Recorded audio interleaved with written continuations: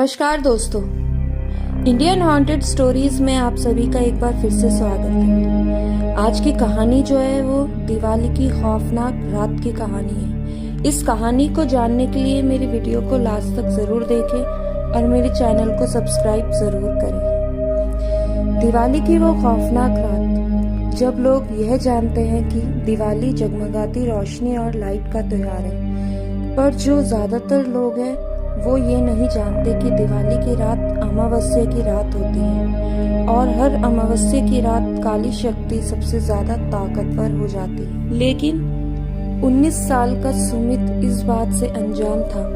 वह अपने दोस्त विजय के साथ दिवाली की रात सड़क पर घूम रहा था। तभी विजय की नजर मंदिर के पीछे एक सुनसान से घर के पीछे गई।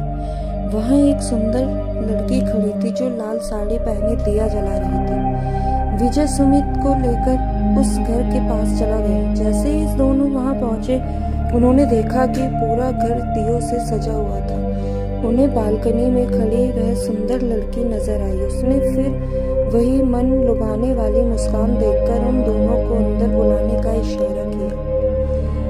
घर अंदर से भी उतना ही खूबसूरत सजा हुआ था जितना बाहर से। मेज पर खाने के लिए अलग अलग चीजें रखी हुई थी। सुमित मेज से एक लड्डू उठाकर खाने लगा, पर उसके हाथ से गलती से वह नीचे गिर गया। जैसे ही सुमित लड्डू उठाने के लिए नीचे झुका, उसने देखा कि मेज के नीचे एक भयानक काली परछाई थी जो सुमित को देखते ही गायब हो गई थी। सुमित जैसे ही विजय को यह बताने ऊपर उठा, उसने देखा कि विजय सीढ़ियों के ऊपर खींचा चला जा रहा था। सुमित बेहद घबराने लगा था। फिर अचानक घर में पायल की आवाजें आने लगी, जैसे कि कोई लड़की एक कमरे से दूसरे कमरे में जा रही है। सुमित उस आवाजों के पीछे सीढ़ियों से ऊपर चला गया, लेकिन ऊपर जाते ही उसे कमरे के अंदर पंखे से लटके हुए एक लाश दिखी। सुमित उस लाश का चेहरा देखकर बुरी तरह कांपने लगा, क्योंकि वो किसी और की नहीं बल्कि विजय की ही लाश थी। सुमित डरते डरते पीछे मुड़ा तो उसके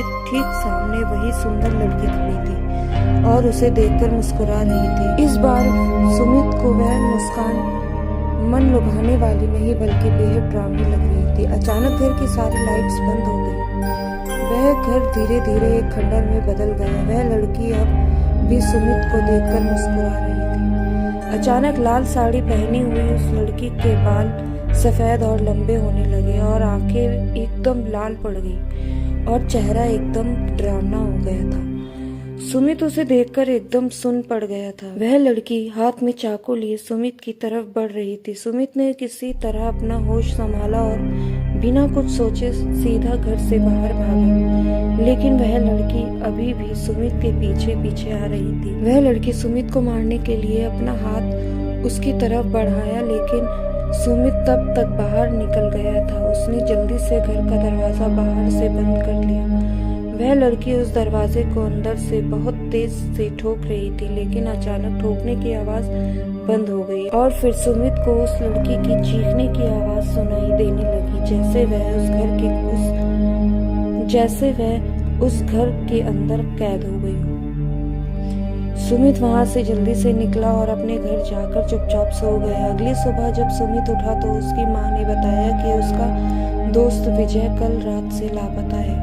तब सुमित ने पूरा किस्सा अपनी माँ को बताया। माँ ने उससे कहा कि कई साल पहले दिवाली की रात एक लड़की ने उस घर में आत्महत्या कर ली थी। तब से उसकी आत्मा उसी घर में भटकती रहती है। किसी को कभी पता ही नहीं चला कि उसने आत्महत्या क्यों की थी और उस घर में कोई भी नहीं चाहता। यह बात सुनकर सुमित पूरी तरह हिल गया। यह यकीन करना चाहता था कि जो भी उसके साथ हुआ है वह एक बुरा सपना था। और उस रात के बाद उसका दोस्त विजय कभी वापस नहीं आया और सुमित को आज भी दिवाली की वो खौफनाक रात और उस लड़की की भयानक चीखें उसे चैन से सोने नहीं देती। तो दोस्तों, आज की ये डरावनी कहानी आपको कैसी लगी कमेंट करके जरूर बताएं। ऐसे ही हर रात 10 बजे कहानी सुनने के लिए मेरे चैनल को आप सब्सक्राइब जरूर करें। धन्यवाद।